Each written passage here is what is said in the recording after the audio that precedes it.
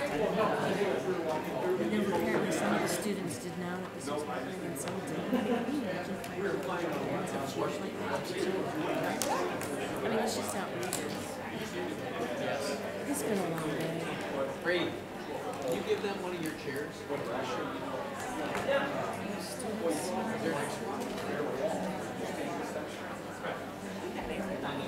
Oh, isn't there an extra one? On the back. I'll get another one on the back. Oh, yeah. Sorry, I thought there was another one for you. I wasn't saying you have to get There's not a name. Yeah, I'll grab one. That's all I'm saying.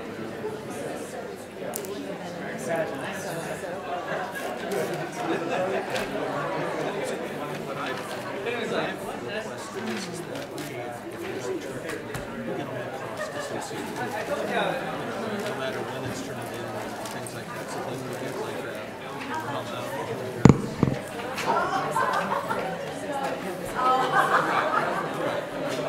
so then you get everything because I've had trouble finding where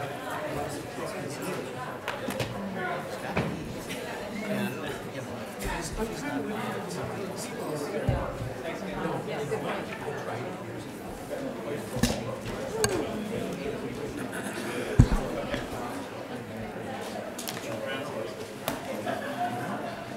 Just me that didn't adjust my blood pressure medicine. It's through the roof. I thought it would be worse, actually. Yeah.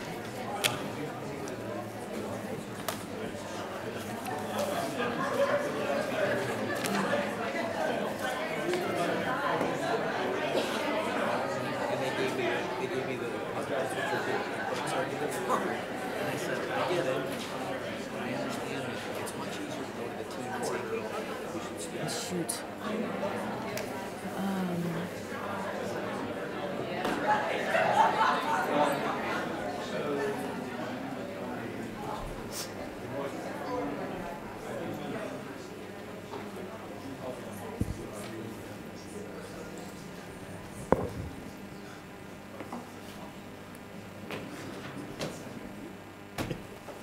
That's what I just said.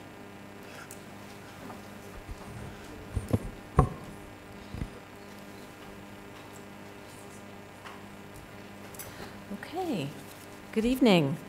I call this Iowa City Community School District Board meeting on Tuesday, March 12th, 2019 to order. My name is Janet Godwin, and I want to thank those in the audience, those watching on YouTube, and those following on Twitter for joining us tonight.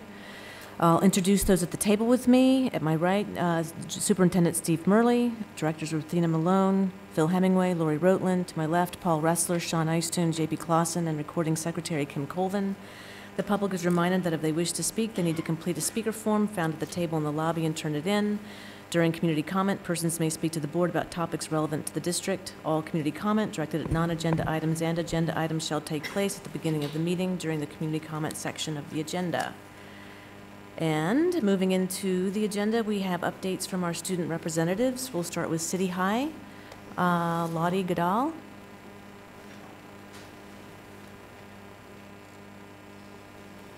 Good evening. Hello. We've had a number of exciting things happen at City High this past month or two.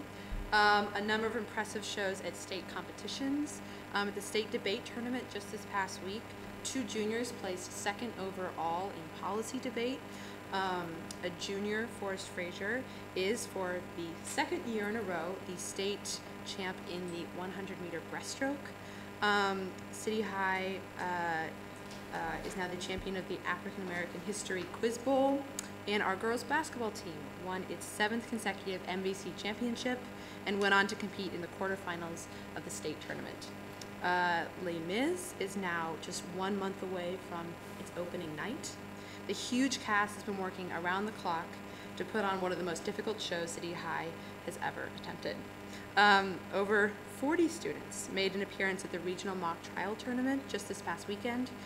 They've been working with lawyer coaches nonstop since December to create arguments for both defense and prosecution, and all 4 teams made a strong showing, and one will be moving on to the state competition in April.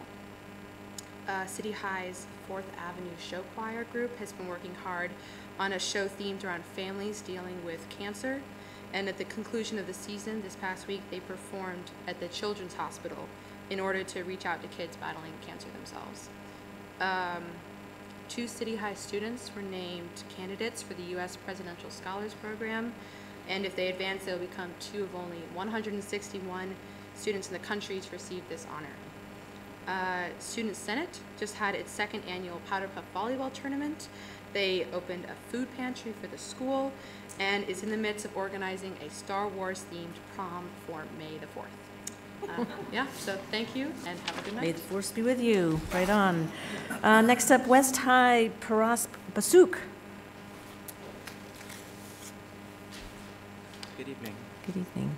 The past 2 months at West High have been very busy for our students, with a variety of school cancellations, rescheduling, and a new trimester, as well as the restructuring of our daily schedule.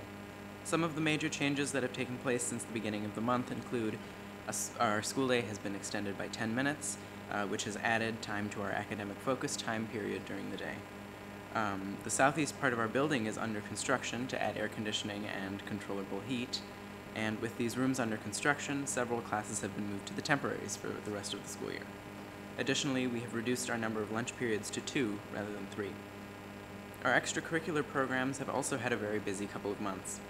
Last weekend, West High held its 3rd annual Walk It Out International Fashion Show, in which students from a variety of different regions of the world could represent their culture through clothing, song, dance, and poetry.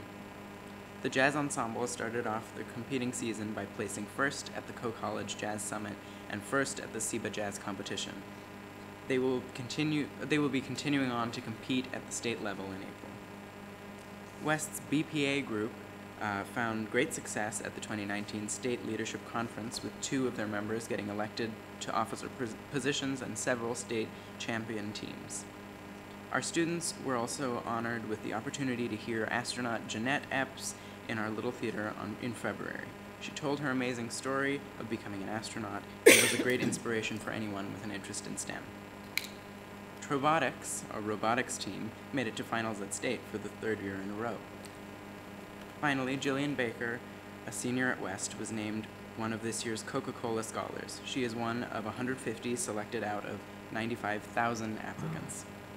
As you can see, we have had a very exciting couple of months. Thank you. Thank you so much.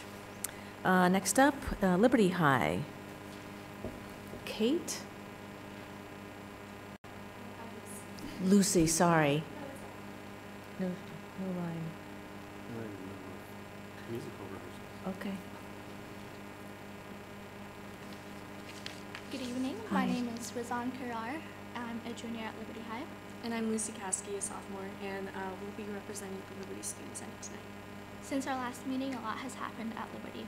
We have had our first state qualifiers in swimming and wrestling compete this month, and spring sports are now underway. The girls' track team is actually currently competing at the UNI Unidome, and soccer has also started. The team is happy to be able to play in the newly built home soccer field. Tennis has also started practice yesterday and is waiting to play on the soon-to-be-finished courts. We also just initiated our first food pantry at Liberty this winter, which is available to the whole student population and open at any time during the day. And in association with Hy-Vee, free baked goods such as bread are provided in the mornings. Along with the food pantry, our PALS organization is currently running a food drive, which is ending this Friday. And other donation-based drives happening at Liberty include our Just Drive, similar to the ones at West and City, where students and other members of the Liberty community are welcome to donate dresses, shoes, accessories, and men's attire for the upcoming prom season.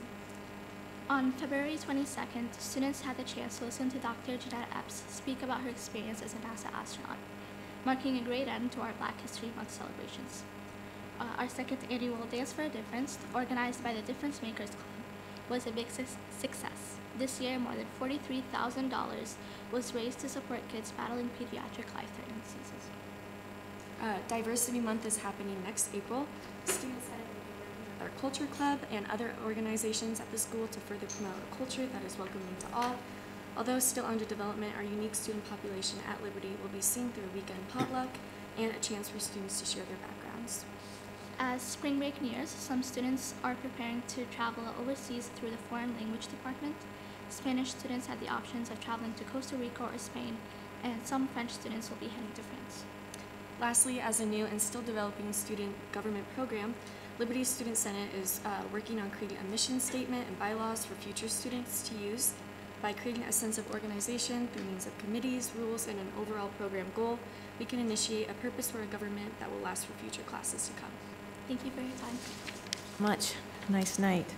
Okay, up next, we've got the ICEA update. Brady Shutt. Good evening.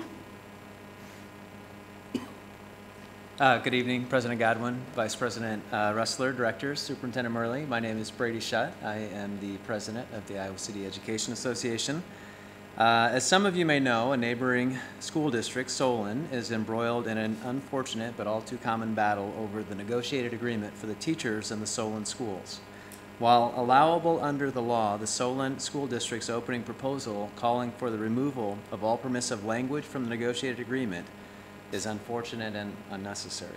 Their opening also serves as a vivid reminder to those of us in the Iowa City schools about the value and power of the partnership that we, ICEA, our administrative teams, and you, our school board, have worked so hard to develop and grow. It is our partnership that will serve us well as we face the very challenging realities associated with next year's budget. The effects of the budget reductions that have to be made will be felt across the district and by all employee groups. Circumstances such as these can all too easily result in division and animosity. I urge us to stay united and to maintain a district-wide perspective that is focused on our students. We are a community that is passionate about public schools and about what is best for our students. One need only to look around the room tonight to know and see that truth. Our passion can make our decision-making process more complex and perhaps even more difficult. And the budget decisions that have to be made are inherently difficult to begin with. But in a larger sense, thank goodness that is the case. We care deeply about our schools and our students. All of us here tonight want all of our students to have the very best educational experience possible. That goal is just, and it is noble, and I know it is one that we all share. We won't agree on all of the details, but we do share that goal. As we continue our discussion, I also urge all of us here and in our community to be extra patient with each other and to assume positive intent on the part of others. This is certainly easier said than done, but it is critically important. Be patient, assume positive intent. Doing so will help keep us united, and in that unity, we will find strength. On behalf of ICEA, please accept my sincere thank you to all of you on the board for your service and for the hundreds and hundreds of hours of time that you dedicate to our students, our staff, and our community. Thank you. Thank you, Brady. We'll move into the community comment portion of the agenda. First up, we have Christy Harper, and Christy will be followed by Tara Sturba.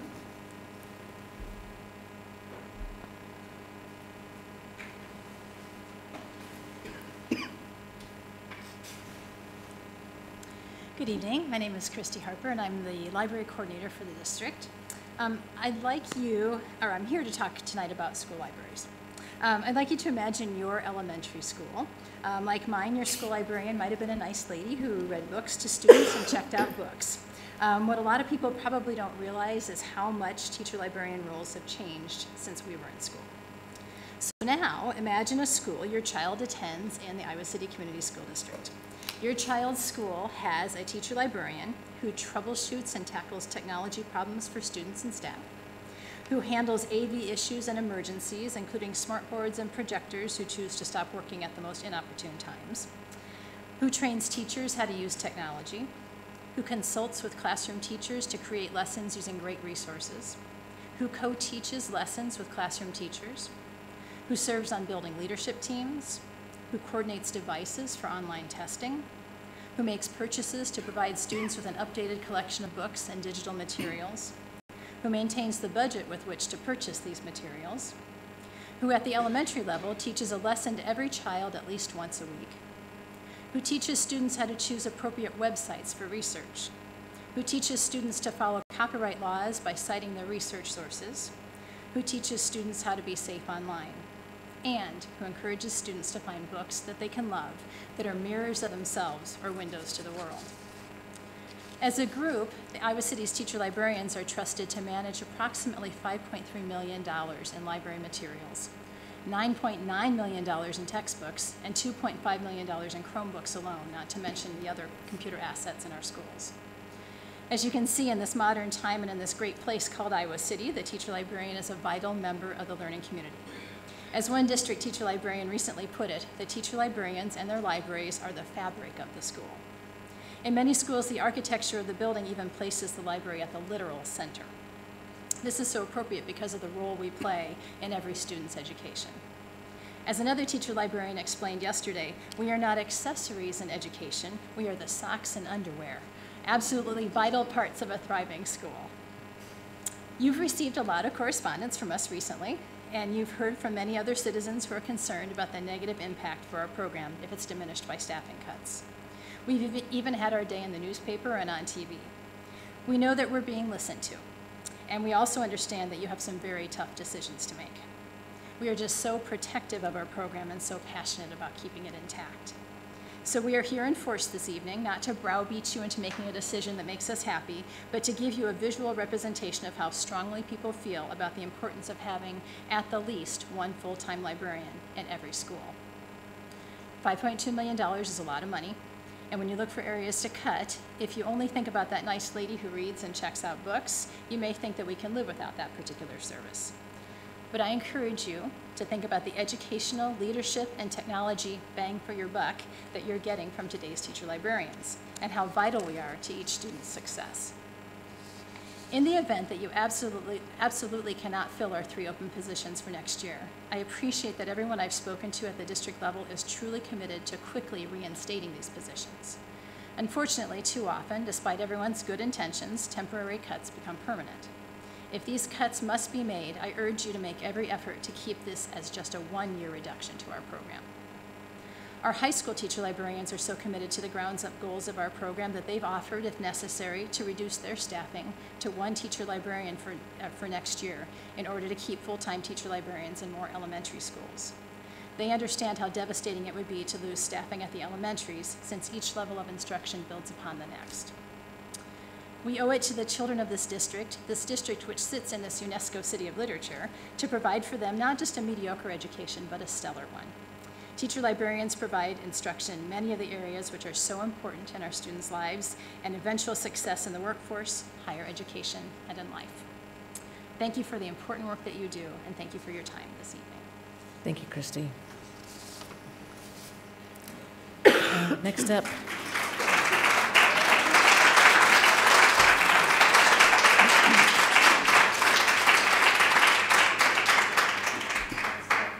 Tara Sturba, followed by Mike Witt.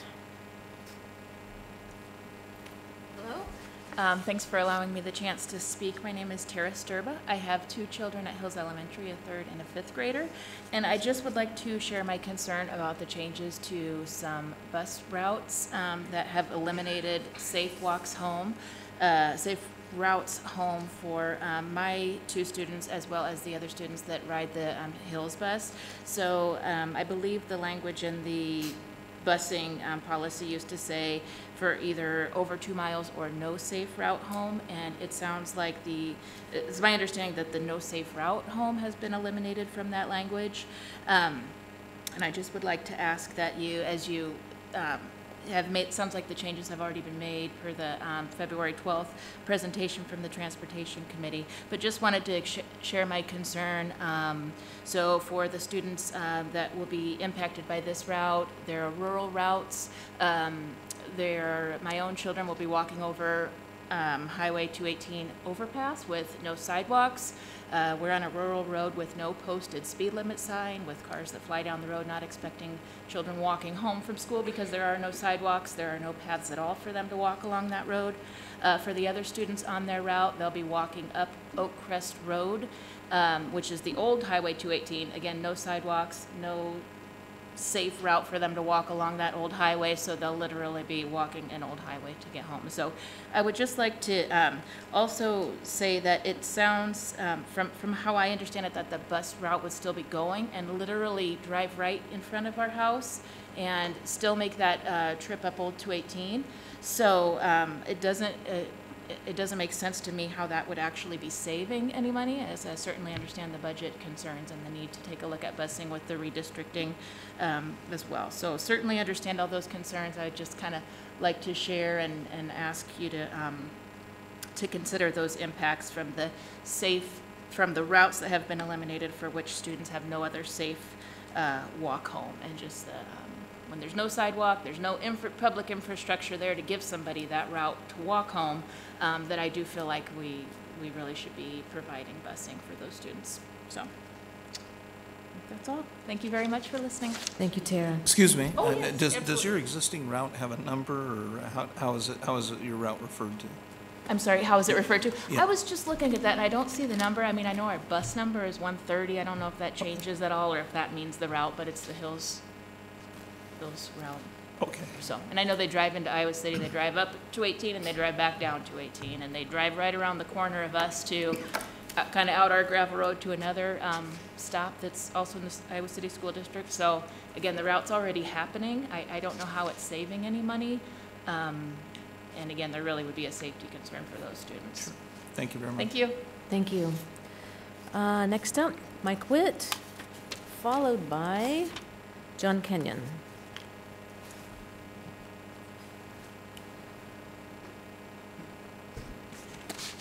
Hi, my name's Mike Witt, and I'm a title teacher at Lucas, and I'd like to share a letter on behalf of many of the district's Title I teachers. First, thank you for your time and energy in what can be a thankless job. We understand that you are in a tough situation with the current budget and realize that your budget decisions are a zero-sum game. However, we would respectfully like to voice our concerns about your proposal to reassign funding from 8 Title I teachers to 8 general classroom teachers for the following reasons. Number one, this is a social justice issue. Title I reading serves the district's most vulnerable population, especially young children who are learning to read.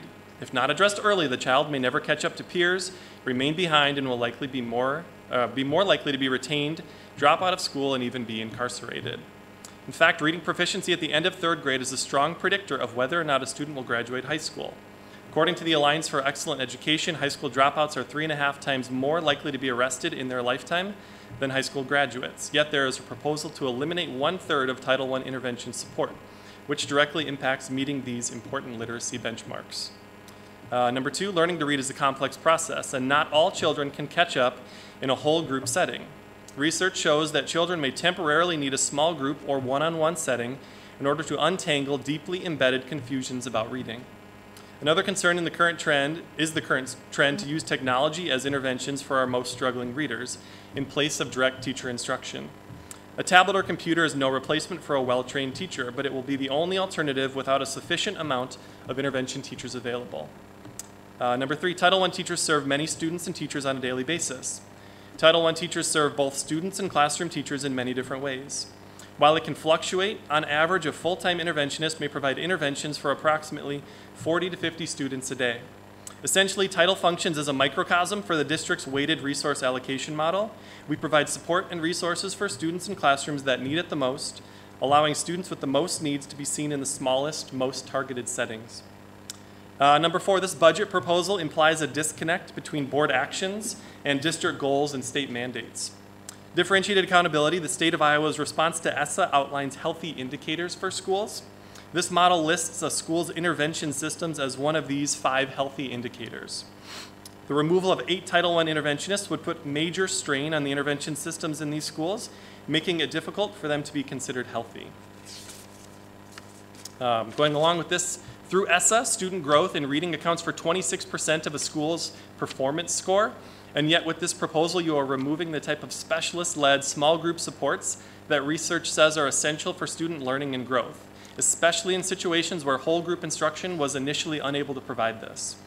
According to this proposal, there will be approximately 400 fewer students receiving a specialist-led intervention each day, and we worry that the whole group setting, which was insufficient for the students we currently see, will continue to be just that next year, despite having slightly fewer students in their class. With the reduction of intervention supports, a much greater percentage of intervention responsibilities will fall on the already overburdened shoulders of classroom teachers, making it more difficult for our students to make the growth necessary to reach the important literacy milestones that I already mentioned.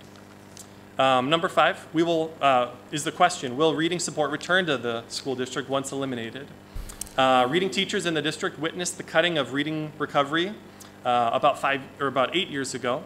Currently, reading recovery is still available, but only on a minimal basis for the children of the school district, so we wonder about the return of reading support in the future. In closing, we are advocating for the most vulnerable children by asking you not to reallocate Title I funding from interventionists to classroom positions. We realize the difficult position you are in, and we appreciate your efforts to balance demographics for equity across elementary schools. Thanks for your time and your attention and all your service to the community. Thank you. Could you provide a copy of that to the board secretary? Yep. Thank you very much.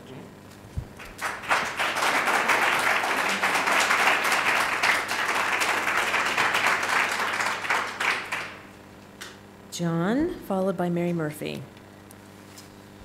All right. Good evening. I'm John Kenyon. I'm the Executive Director of the Iowa City UNESCO City of Literature Organization. I'd like to thank you for giving me an opportunity to speak tonight. While I have some concerns about the Title I proposals, I'm prepared tonight to talk to you about the proposal to not fill open librarian positions in the district in the coming school year as a way to help balance the budget. First, I would like to acknowledge that the overarching problem here lies with priorities in Des Moines. Regardless of how people choose to advocate tonight, we should all be letting the legislature know that the level of funding for K-12 education has been unacceptable, and that proposed modest increases, which fall far short of keeping up with inflation or the evolving needs of our schools, are insufficient.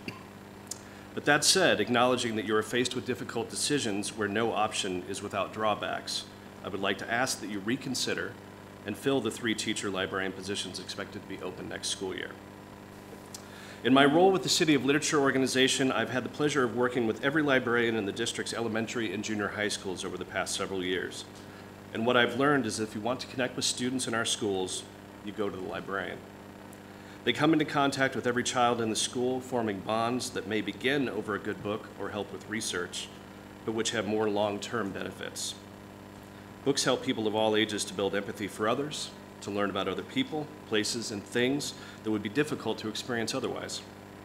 School librarians are guides along that path for the youngest members of our community, and they help our students to learn about themselves and others and discover who they are and what they can be.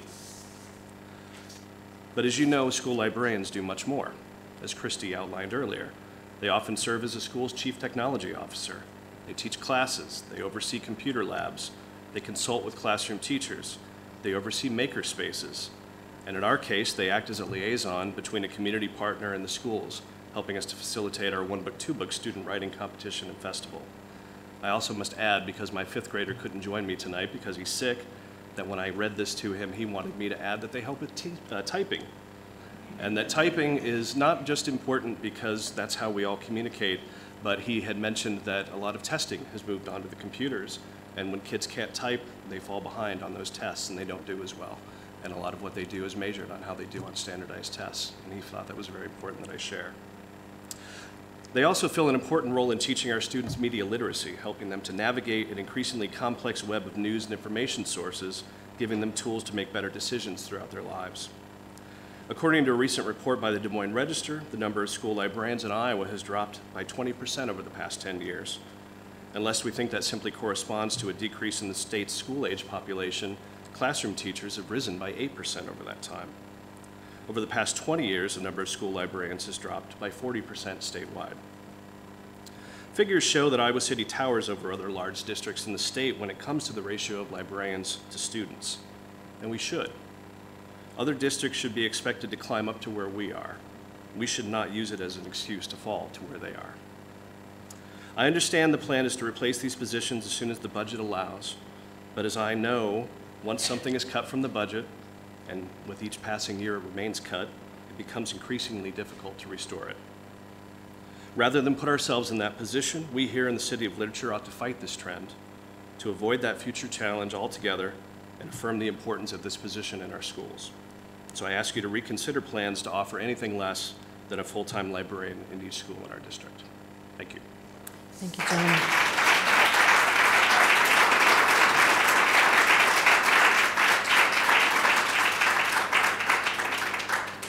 Mary, followed by Laurel Faga.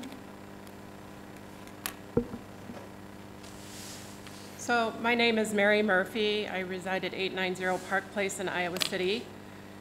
And before I start, I would just like to voice my support for the librarians and the reading teachers and encourage you to look to the part of the general fund that does not fund teachers to find savings to fund the reading teachers and librarians.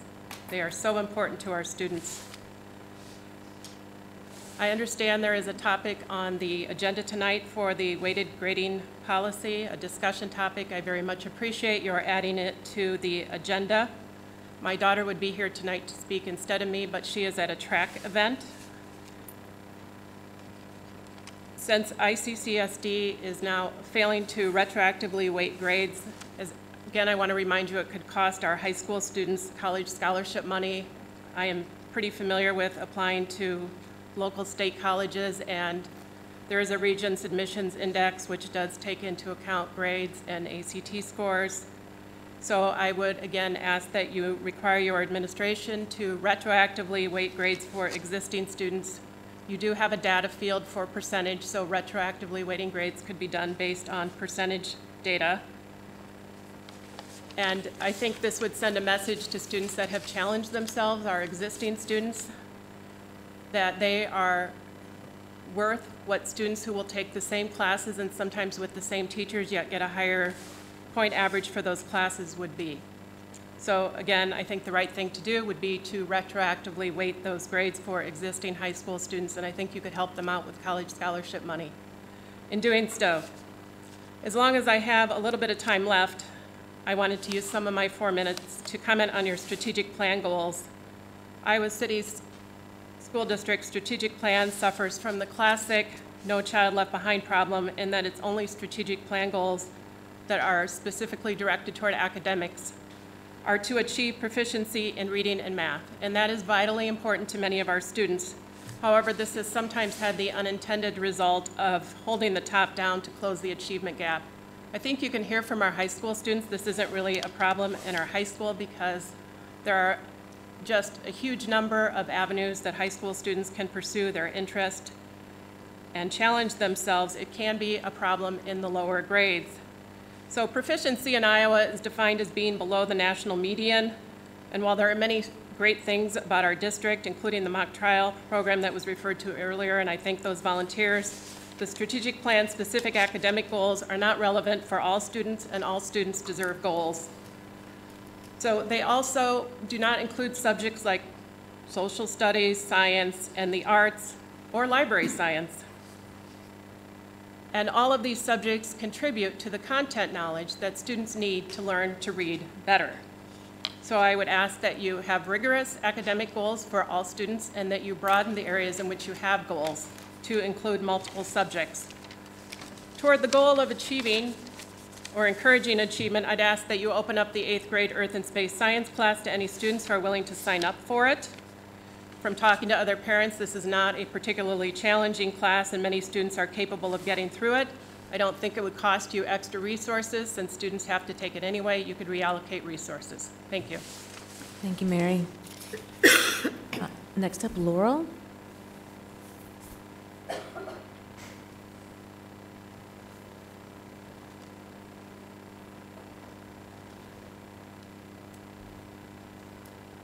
Hello, my name is Laurel Faga and my address is 2013th Street, Coralville.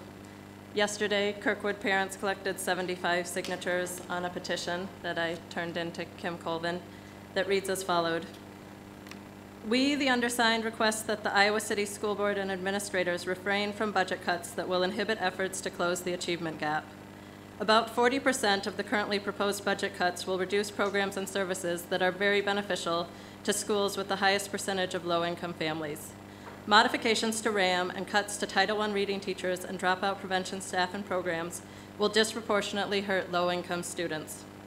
Please carefully consider if programs, services, and staff are crucial to closing the achievement gap when determining budget cuts. Do not make cuts that will widen the achievement gap. That's the end of the petition. I would rather not have to band together as a school community to fight budget cuts, but it was inspiring to see so many parents wanting what is best for our children and our schools. Many parents who will be done at Kirkwood in a few months signed. They know that different cuts could affect their children in junior high and high school or other elementary schools, but they also see how great the need is at Kirkwood. Even if these cuts are the best the district can do, Looking at the list of cuts, they seem like they are going to hurt low-income struggling students too much. Cutting $5 million is less than 5% of the general fund, but 1/3 of Title I reading teachers are proposed as cuts. If we were going to rank all the things schools do in order of importance, teaching children to read would be near the top of the list. Cutting reading teachers will increase the number of struggling readers. If your goal as a board is to close the achievement gap, teaching kids to read is crucial. The changes to the RAM model are not good. Making a dividing line at 70% SES when Kirkwood is predicted to be 71.1% and Alexander, Twain, and Wood are predicted to be 68% or higher is crazy. While all schools are different, there is no noticeable difference that makes a school with 68% FRL better able to handle larger class sizes than a school slightly over 70% FRL. Wood, in particular, is predicted to have an average class size larger than 10 of the 16 RAM Level 4 and 5 schools. I'm also worried about the cuts to dropout prevention programs. The types of cuts listed under that category are very broad, and it's hard to know what effect they will have without more specifics. Efforts to keep kids in school until they graduate seem almost as important as teaching kids to read. These programs are also crucial to closing the achievement gap. I have heard rumors that several of the highest FRL elementary schools might go to half-time librarians. Realize that for many kids at these schools, this is the only library they visit. People are leery that while these cuts are being presented as the least bad cuts, when they are implemented, they will cause more harm than the administration realizes. The administration needs to present the board with some other budget-cutting options. I understand that cuts must be made, but we need to distribute the cuts more evenly than what is currently being proposed. Thank you for your time and service on the board.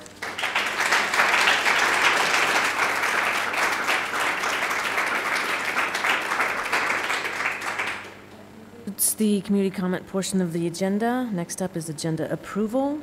Is there a motion to approve our agenda this evening? So moved. Second. Kim, ready to vote? Online voting is open.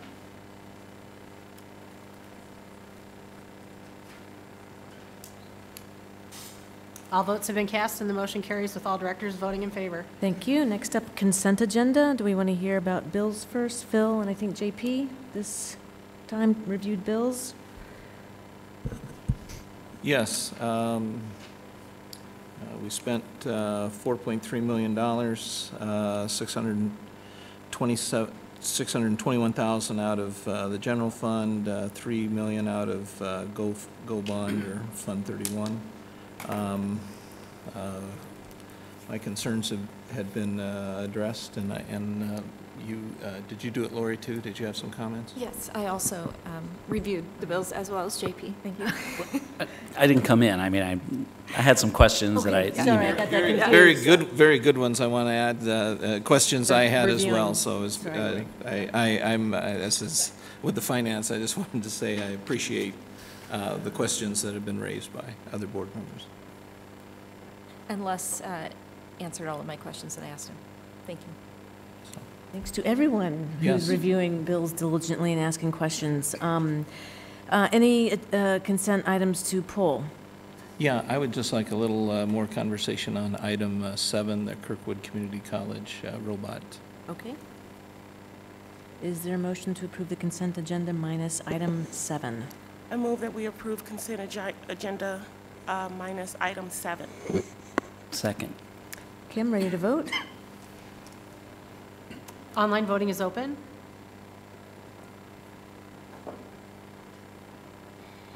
All votes have been cast and the motion carries with directors Rutland, Ressler, Godwin, Clausen, Malone, and Eystone voting yea and Director Hemingway voting nay. Thank you. Phil, questions on 7? Yeah, on that contract, it's for robot students to utilize tools and equipment is that at the regional center? Yeah, we use the space and the equipment at the regional center for this group. It's a group we've had in place all year. The MOU is coming to you a little late in the year. John Y. and I wanted to formalize something. Thought it'd be prudent to get that MOU in front of you and make sure we have it on paper. And is it all three schools that utilize it for that? Yeah, this is a district team, so they meet at the regional center to do that. Each of our buildings have teams as well, but this is the district one. Okay, and is it during after-school time? Yeah, usually it's after school hours and some weekends, and so that's part of that is stipulating when the students will be there, who will be supervising, responsible for equipment, things like that. Okay, and do we have full, I mean, they're utilizing everything from the welding area to advanced manufacturing, all of that, the CNC machines and that? Yeah, Kirkwood's been very generous with space and equipment and any need the students have, so it's been a really beneficial arrangement for us that way. Oftentimes these robots take up large spaces, and so for the students to be able to work on it and kind of have a space to come back to has been beneficial for us. Okay, great, thank you. I move that we approve the Kirkwood contract, item 7. Second. Kim, ready to vote? Online voting is open.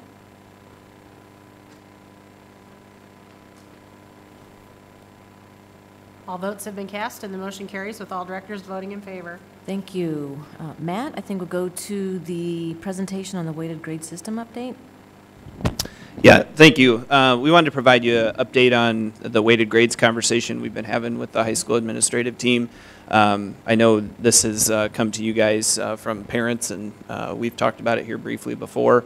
As we've kind of researched this continually, and I would just ask Dr. Schumacher to jump in if she has anything to add or that I overlooked too while we're having this conversation. But as we've looked at this and done some research around the state with what other districts have done and how they've worked through a transition time, I think we've learned a lot in that short amount of time, and benefited from hearing some of their other experiences and how students have managed through this transition. And so I guess the biggest thing I wanted to share with you tonight, while initial conversation was given to weighting honors courses, we think it's most prudent at this point to limit the weighting of classes to the advanced placement courses.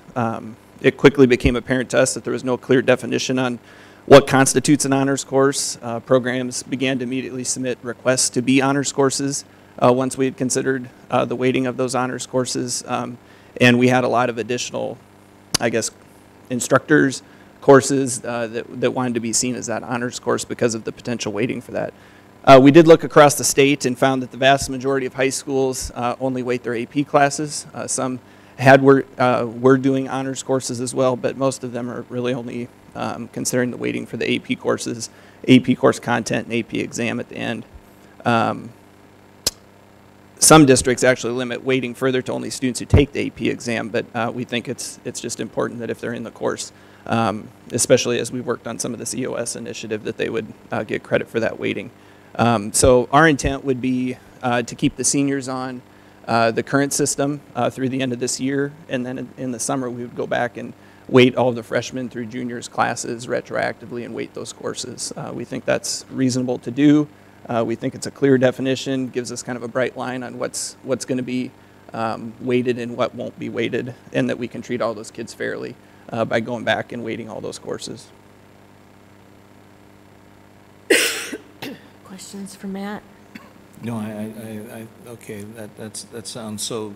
The seniors, no difference in. Yeah, the seniors would just be on an unweighted one. Right. That's been the majority of their experience. And it would be consistent for them. There'd be no confusion on their transcripts, and then all the other students we could go back. And you'll be able to, with Power School, go back and.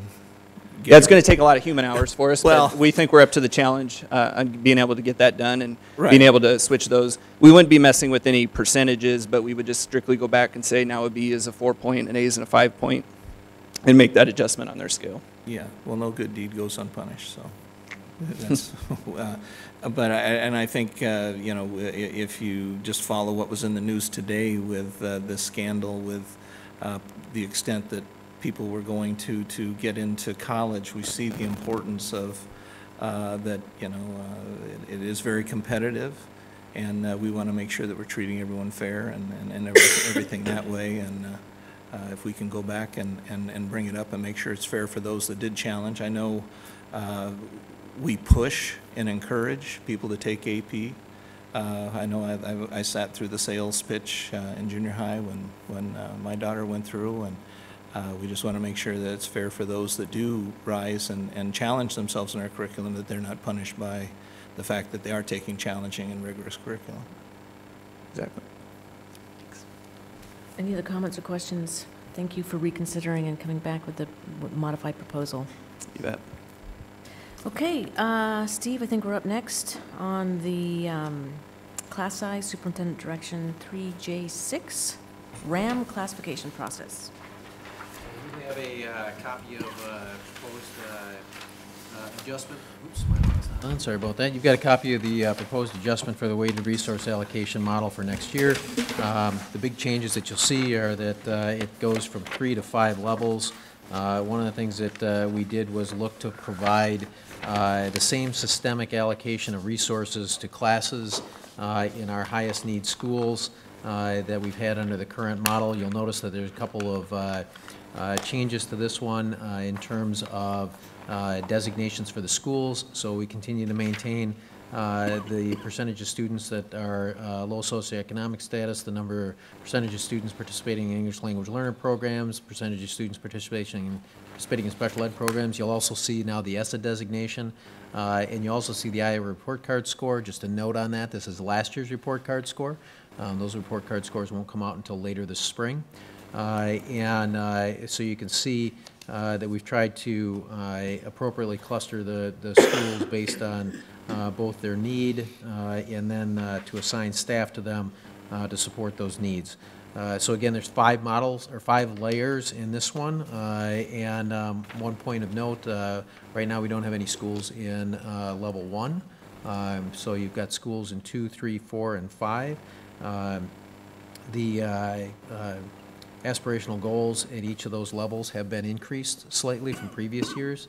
And then perhaps the last thing to note, and then I'll see what questions you have here. In the upper right-hand corner, you see the summary from last year to this year. You can see the number of sections, and you can see the population of students. One caveat that I would give you in this model from previous ones that you've seen is this now has actual numbers for kindergarten registration there. Please understand we're not recommending that you cut 21 kindergarten teachers. Kindergarten registration is still ongoing. We anticipate that those numbers will look similar to what we have this year. Right now we've got 708 potential kindergartners registered in the system. We know that we have 300 kindergartners that are currently participating in our system. They're not visible to us until they go through roll-up, so that puts us at 1,008, obviously very close to the 1,170 that we have in kindergarten, so in first grade right now. So current kindergartners will be first graders, so we anticipate those numbers will be about the same. Just to touch on that kindergarten piece, there's certain schools where the registration always tends to happen at the time of the school year rolls around, so I would assume you have targeted those schools and know which one those are, make sure you... Yes, and just out of happenstance, I was at Van Allen Elementary School doing a listening post out there, and you can see that they've already got 61 kindergartners registered, so we've got some schools that tend to be quick to register, and then we've got others that tend to be slow well into the summer. So we had that conversation with the building principals that we'll continue to monitor this literally on a weekly basis through July as we look at kindergarten staff assignments. Then also on that note, have you run into any issues with parents maybe not knowing which kindergarten they're supposed to go to with the changes? Yes, that was part of the kindergarten registration challenge that we had on Monday.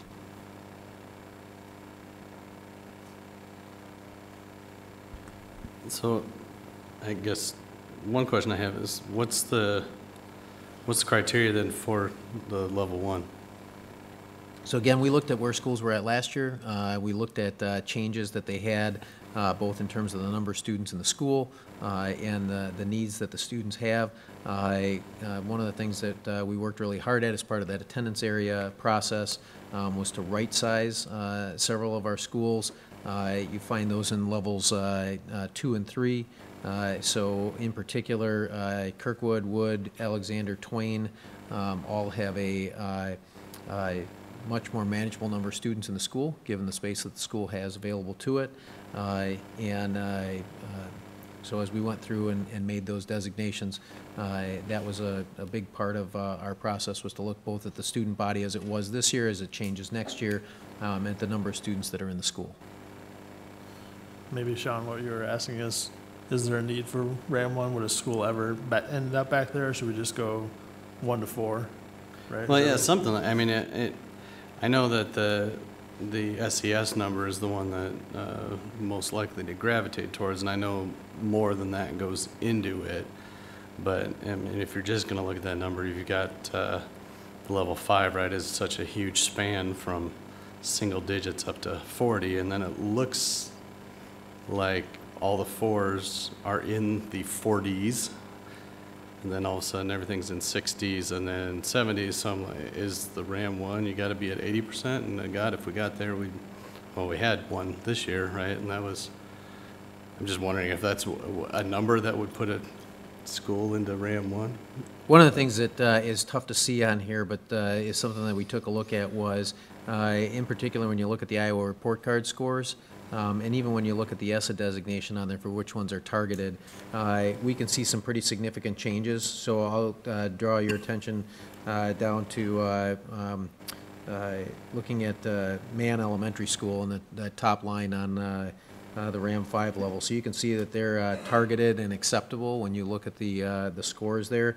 If you look at most of the rest of the schools that are in there, they're either in the commendable or above category, and there are no other targeted schools in there. One of the things that we know is that the population of students at Mann is going to change significantly next year. So you might have looked at that school and seen that as a potential Ram 4 school, but again, as we looked at the changes in the demographics that we predict for Mann for next year, although the ESSA and the report card designation might indicate that we should look at putting them in Ram 4, that was a decision that we made to put them in Ram 5. So that was the kind of decision-making process that we looked at as we went through the schools. Wood's another one. If you look at the numbers for Wood this year in students that are eligible for special education, participating in ELL, and qualified for low socioeconomic status, they see a fairly dramatic reduction in those numbers. And so although they're listed as priority and targeted, we're looking at next year's student population and then making a determination for them as a placement in Ram 3 instead of 2 because of that. Okay, so it's not just really want to make sure I understand what the numbers are. The numbers best guess for next year for SES and ELL and special ed, or is those are using live-in numbers and involuntary transfer numbers for this year for the students projected forward to next year. This is where we anticipate their special ed, ELL, and low socioeconomic status numbers to fall. And the ESSA and the report card. Those are retroactive. Okay. Yes. So that's current Hoover's report card there, which is not. But is that That's new correct. Hoover's It still retains the district same numbers? school ID number, so it contains the report card and the ESSA designations from current Hoover, but that's the new Hoover's attendance area numbers. Right. Unfortunately, our testing system is set up to provide us more of a retroactive look at our students' progress as opposed to a formative look at it, so this is the best tool that the state and the federal government give us to assess that progress for them. Other questions? I'm going to make a very unpopular statement. Why is it that we have a hard stop at 32, and when we look at our very lowest FRL schools, and we have classes that are far from 32, but maybe could put them together, would the board consider allowing administration, and I don't know that it's really us telling you what to do. I think you guys made this decision, but I'm just wondering what the other board members would feel about potentially allowing you the discretion to not have to have a hard stop at 32. If you see something in another RAM level where you say, and I'm just going to say, I don't know, a RAM 3 school or a RAM 4 school has a very high class number and a RAM 5 school is a very low. I personally would be all right with you making that call and going above 32. And I guess I asked a question, then I didn't let you answer it. But I know Amy has told us that 32 is a lot of kids to have in a class. And it's a lot of kids, especially when you have a lot of other things to deal with in the class as well. It's a much different classroom environment, as we all know, which is why we have RAM. And so what we did, Lori raises a really good point there. What we did was we essentially looked at incrementally increasing each level in the RAM, inserting a couple of additional levels in there, providing some stepped process in terms of the size, and knowing where we're at now, we made the choice to put an incremental increase into that top level. Certainly, if there's an interest in increasing that upper threshold, that's definitely something that we can work into the model. Like I said, what we did was we made incremental steps up, pushing each level up slightly, inserting a level between the old level 1 and level 2, and then creating kind of a stair-step model for how those class sizes looked. One of the other things, Lori, I've had some dialogue about this, and you'll see this in a future chart as we get a little bit further down the staffing process, is to better understand where classes wind up falling from the break point in terms of how close or how far away they are from our aspirational goal. So when you look at a class size goal of, for instance, let's look for one that maybe helps make some sense. If you look at Horace Mann in the first grade, in RAM 5, their goal all the way across, you'll notice that they have 30 students in their first grade. So for us, if the aspirational level for students at first grade is 28, then we wind up separating that. So you see that's a very green cell there, and that's 2 classes of 15 instead of 1 class of 30. So right now we're just letting the formula drive the process, but as we get a little bit further along in the staffing process, we're going to color code these so that you can see which schools are either slightly above or slightly below that threshold number, which would then help us make some of those discretionary decisions about whether to allocate a teacher or move them and put them somewhere else. And so we'll be able to see that. Obviously, that doesn't necessarily pertain to the threshold itself. Certainly open to that opportunity to adjust that threshold if that's something that the board's interested in. My personal opinion is that anything, well, 32 itself is too many, but there's almost 32 people in this room right here, so there'll be 1 teacher for all of these people in here, which is a lot. And these are adults, and we're talking about, you know, little guys here. I don't think we're ever going to find a perfect balance of number of kids in a section, so at some point you have to make those hard decisions that Steve and his team has made. And man, to get any classroom at 32 or above, I'll tell you what, I'm married to a teacher. I don't want to be married to that teacher.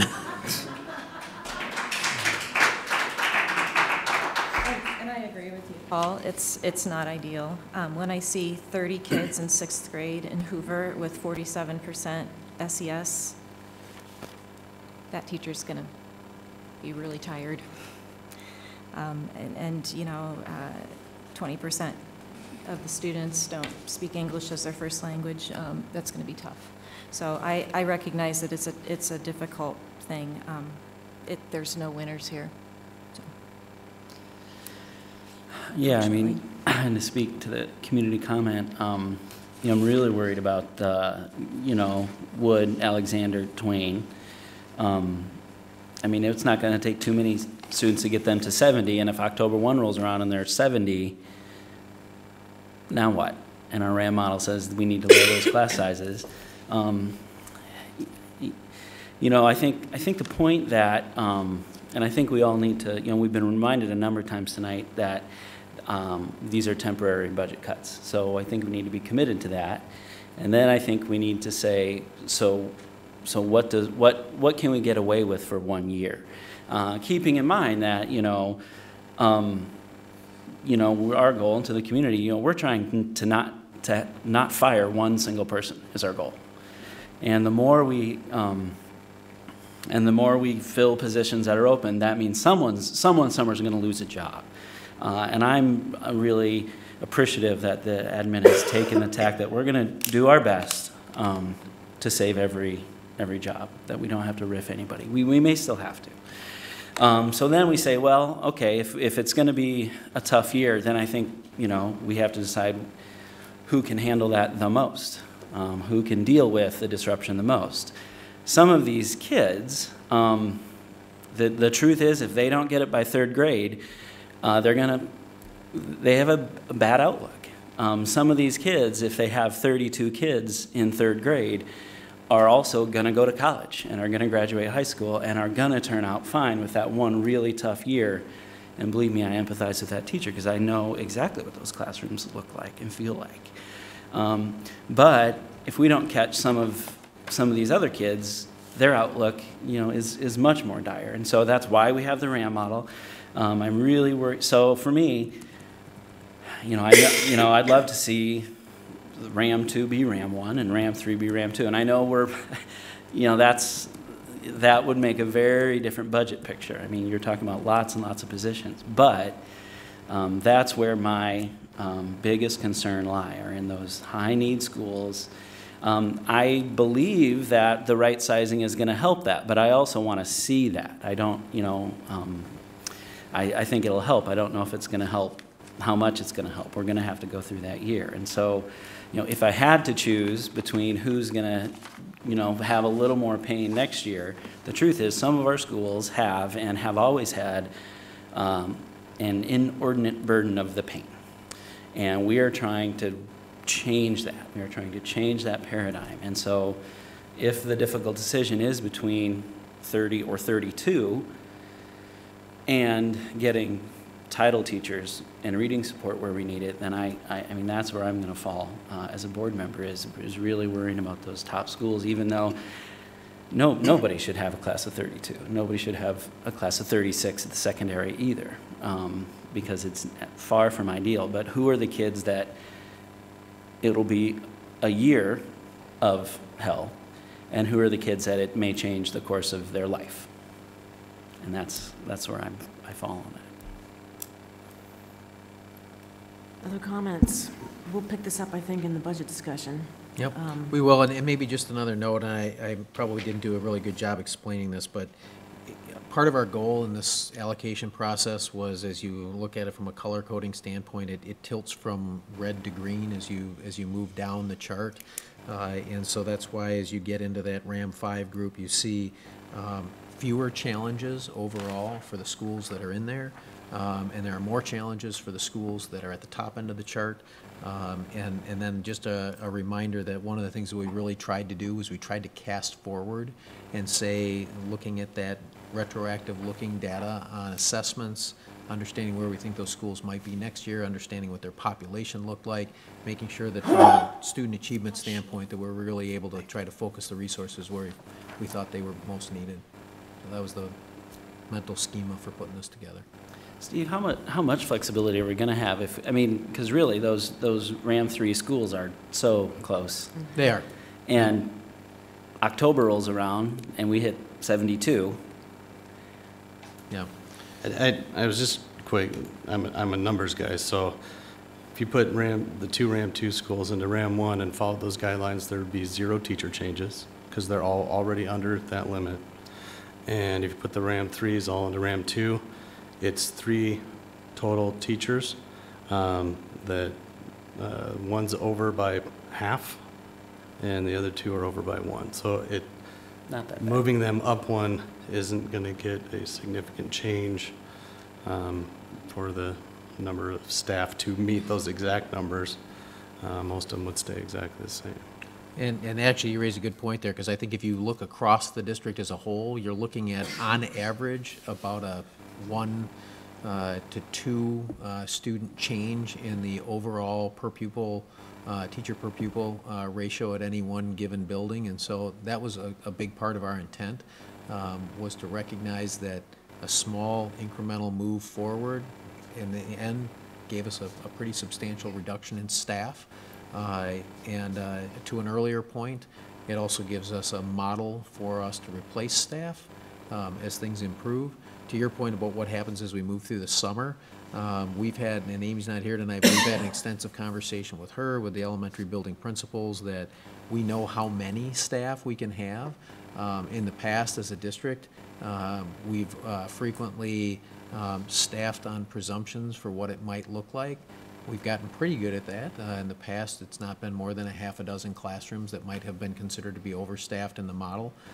We've talked to them this year about the fact that we won't be doing that from a budget standpoint, and that we'll have to look within the system. So if a whole bunch of students showed up at a school and it was unanticipated, it's likely we'll look for somewhere else in the system. Back to Lori's earlier comment, we'll look for some classrooms elsewhere in the system that might be able to be collapsed so that we could move a teacher into one of those schools.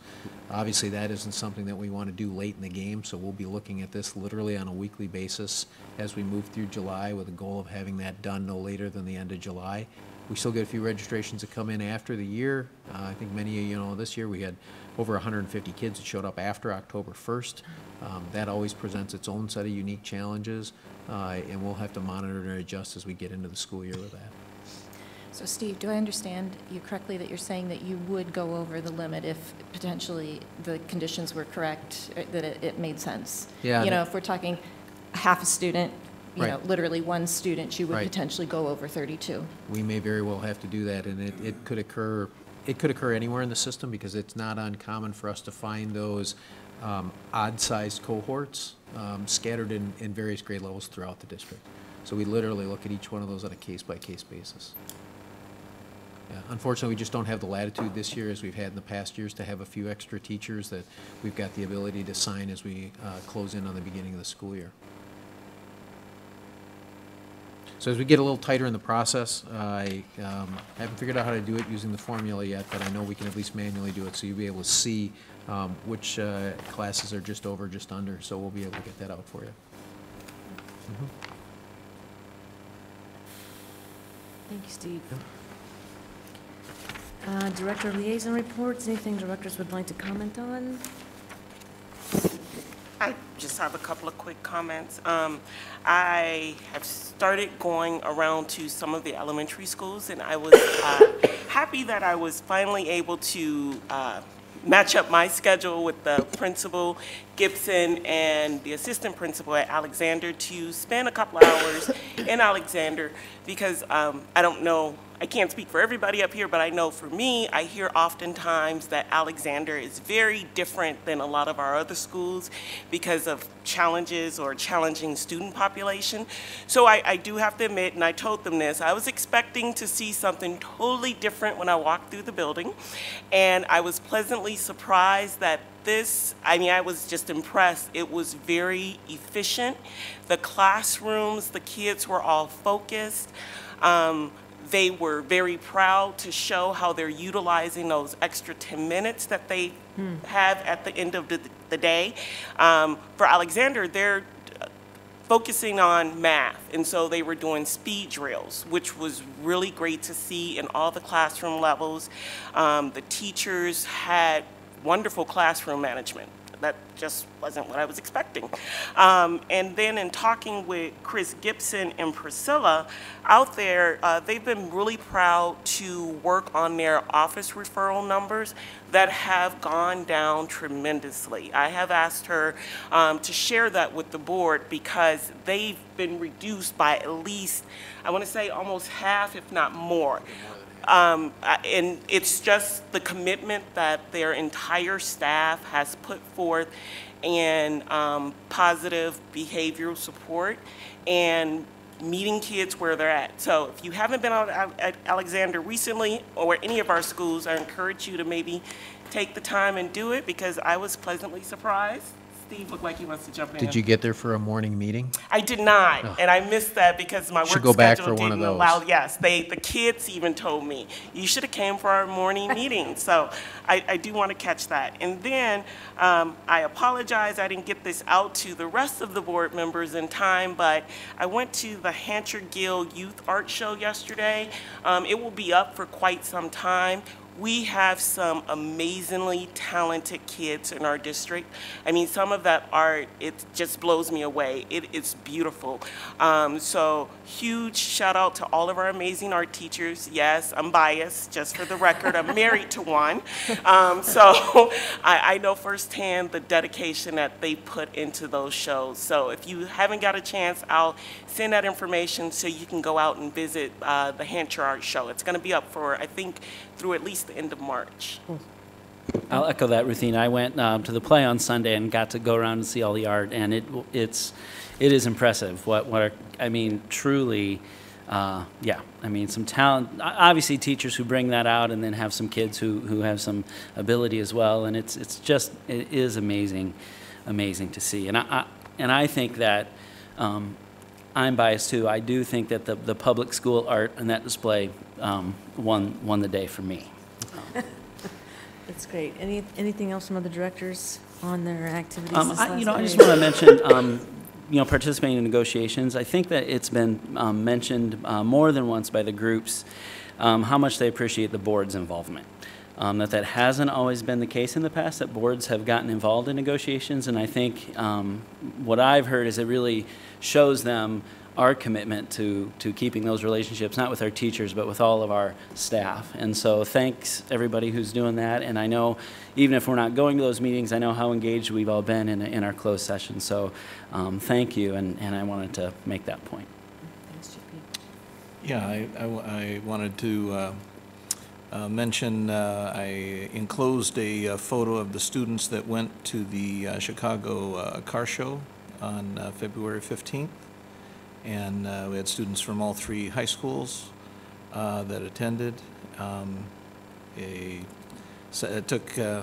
always take pictures, but they don't take pictures of each other by the cars. They take phenomenal, you would think they're factory photos, press release photos, but and I told them, I said, please just take a photo of a classmate. And we got a few of them, but we always take the group photo before we turn them loose and look throughout the show. So it's possible by the generous contributions of our dealers here in the Iowa City Community School District. Deary Brothers, both Chrysler and Ford Lincoln, Toyota, Carousel Motors, Fountains Transmission, Dusty's Precision Auto, and North Dodge Tire. And former board member Tom Yates is a contributor as well. But the students have a lot of fun with it, and so it was our 3rd year doing it, and we had a lot of, well, I shouldn't say we have a lot, we did have repeat students, so they must be having fun with it. Also, there's the attachments from the IPM update that the IPM committee met. In the discussions at the budget, I think there's some opportunities there for us, but the district has made great strides with chemical spraying on the inside of buildings. On the outside, we're still trying to make some more progress there. I feel there's greater opportunity there, but that information from that committee is there for the public to see. Also on Saturday, I attended the Southeast District FFA convention at Lone Tree. This is the district we will join when we have our program, and they had, it's interesting when our students come in and talk about the competitions that they're in. They had competition in ag. CSI, Ag Broadcasting, Ag Impact, Ag Issues and Perceptions, chapter programs, which I attended 2 of those presentations, and it's just amazing what these chapters are doing. In Lone Tree, which was hosting it, they had 2 students get up and give a PowerPoint presentation of all the activities that their chapter does. In the Lone Tree School District, there are 120 students. 87 are in FFA. Now, I don't know that we have any other activity where we have that high a percentage of people participating. They do grounds work on their schools. They do grounds projects for their communities. It's just amazing. The Maringo presentation was very professional, and I've asked for copies of those presentations so I could share with the board and the public, because it's very informational just to see, because they go to all the different things they do. They have a teacher's breakfast. Thought that was a great idea. I asked, I don't know that we have that, but the students actually come in, they make a breakfast for all the teachers in the school as a teacher appreciation day. Ag sales was another one. Chapter websites, they have website conducting a meeting. Bill, do they do that breakfast for the board too in Lone Tree? They do, and I got invited to one and I missed it by a funeral, but they do have a formal, they have like a formal winter banquet. And they bring in the instructors and that, and I got invited to a local one that unfortunately I had I said I was going to go, but a family funeral came up out of state and I had to miss it, but I really regret it, and I had to go, or I couldn't go back home.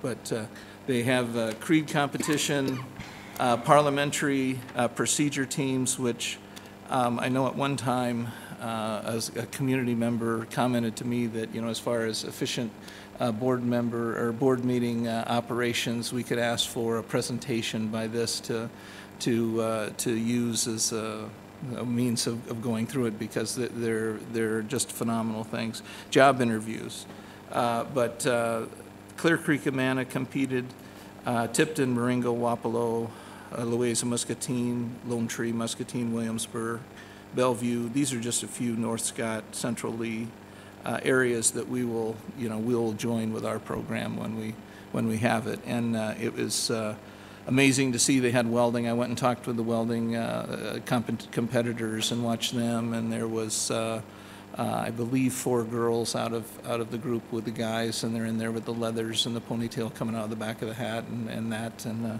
I've been in enough welding shops, you know, a ponytail out of the back doesn't necessarily indicate who it is. There's a lot of guys that have ponytails coming out of the back of their helmets, but it was an excellent event to see. And again, it's just I'm excited for the opportunities for our students in our district when this becomes a reality for us. So thank you very much.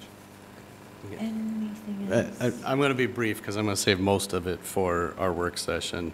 Last month I was ahead of the game and got in my report, and then we canceled a meeting, so it was on there and I didn't do it, and this time I was late, so I don't have anything on there. But the one I did want to mention was that I am sitting in a curriculum review, and it's library curriculum review time, and as you can tell by a lot of the people that came to talk, it's more than just looking at the curriculum that happened in that meeting. We did talk about a lot of stuff. There's some lovely people that were sitting at my table, and I wanted to be pretty transparent to the rest of the board and to all of the other groups out there, not just our teacher librarians, because they, as we went through the discussion, which was fantastic, by the way, they asked, you know, how can we most effectively advocate for ourselves? Is kind of how it played out, right? And I was like, well, you know, send us emails and come talk to us. So you can either blame me or thank me that we've received a lot of emails.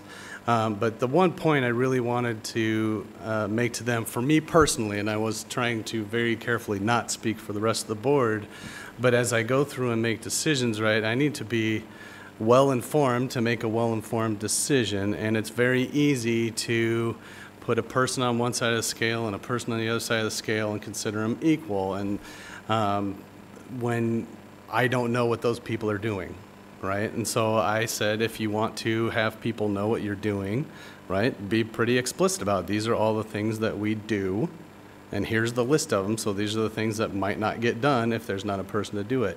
But at the same time, any other group needs to do that as well, right? I sort of feel like the parent asking which kid's their favorite, and I'm not answering that question on, you know, live streaming. I have one, but I'm not saying it. No, but I think it might not change what anyone's decision is up here, but it's a more informed decision if you at least have a better handle on what everyone's doing. And I wanted to put that out there because I did have an opportunity myself to hear it more directly from the teacher librarians themselves because I was sitting in there. But I have not had that opportunity with, you know, our teachers and our counselors and everyone else. And I am, and I told the teacher librarians that I am, you know, an ally for them, but I'm also an ally for all of our teachers and our counselors and our secretaries and everyone else, and that's why this is very difficult. But at the very least, I appreciate them being willing to come and kind of tell us all what they do, and everyone else that has come and spoken on behalf of Title I and you know, all of the other programs that we're looking at. And it is kind of touching in a lot of different areas. I said I was going to be brief because I'm going to save it for the budget discussion, so I'm going to wrap it up, but I wanted to have that out there that I had a nice chat with those guys. Thanks, Sean. Anything else? Moving to the legislative update. Any comments? I'll just on share a the couple just process, because we just hit the progress? end of the funnel week, and I'm not going to go through all of these, but just a couple things that really impact us here in the district. Both the House and Senate have bills that would impact that financial literacy implementation process and would delay it until the class of 22-23. For us, that's very important. Obviously, we've just gone through registration, and we had to tell a whole bunch of kids who are about to graduate next year that they might have to change their course-taking plans because of this. So this gives us not only the time to make sure that kids adequately plan for it, but more importantly, to work with our staff to make sure that we've got a good, rigorous, robust curriculum that meets those state expectations and does it in a way that's embedded in the current curriculum. So we're pleased to see them doing that. ELL weighting. So there's a proposal right now in the Senate that would increase ELL funding from 0.22 to 0.295. When you think about the percentage of students in our district that qualify and the amount of money that we frequently go to the state for relief on through the School Budget Review Committee, this is a definite plus for us. One that doesn't have any funding behind it yet, but I think we should definitely be paying attention to is the children's health, mental health system that the governor's promoting. It's coming through the Senate right now, and there's a proposal to put a children's mental health state board in place, and I think that would be a real plus for us because right now we don't get a lot of assistance from the state, and a lot of that falls onto the backs of teachers and building staff as they're dealing with those challenges. There's a bill in the Senate right now for the elimination of unfunded mandates. I think this is of interest to us because there's a focus on local control here and recognizing while there are things that you can do, perhaps there are things that the state shouldn't be mandating that you do. So it'll be interesting to see where that one goes. A couple of things that are moving that have caused consternation in the ed community that you may be following. The diversity plan issue, which impacts the 5 largest school districts, or not the 5 largest, the 5 school districts in the state that have certified diversity plans and would prevent them from moving kids in and out based on their socioeconomic status and race. Is still alive right now. So we're watching that one just as part of the UEN. Charter schools didn't get the House Ed Committee subcommittee approval to move forward, so that one is dead in funnel this year. Vouchers overhauled in the State Ed Committee. Right now it's limited to students who have IEPs or 504 plans. It does allow them to accrue all residual money into a college savings account. And then the last one for you is the SAVE extension bills. There's one alive in the House, one alive in the Senate. The Senate file is still in the Ways and Means Committee, but because it's a budget-related bill, that means it's still alive. House file 425 is actually awaiting floor action, so we could see some movement on that in the very near future. I'll just say that, sorry. Go ahead. It's been nice to have the discussions this year with the legislators at our legislative forum because I'm seeing stuff that we're talking about there, they're proposing bills on. I think the ELL one is from Senator Walz, which was part of our legislative priorities.